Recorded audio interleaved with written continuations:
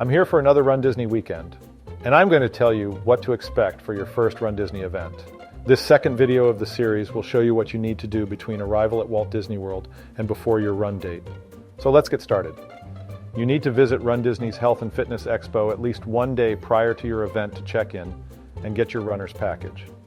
The expo takes place at Disney's ESPN Wide World of Sports complex. If you're anything like me, you may not have even known this place exists. Run Disney offers buses to the expo from Disney resorts, making it easy. You will visit 3 different buildings at the ESPN complex. It can be confusing, but there are signs and cast members to help. The first building is where you sign waivers and confirm your identity. Remember, Run Disney registration can't be refunded, deferred, or transferred.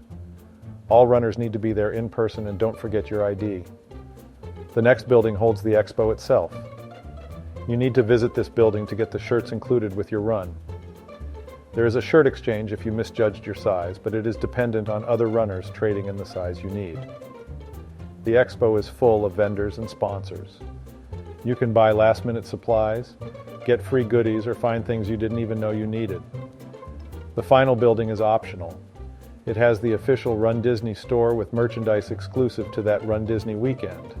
There's a virtual queue system to manage crowds on the first morning of the expo. You will want to be here on day 1 if merchandise is important to you. Items do sell out.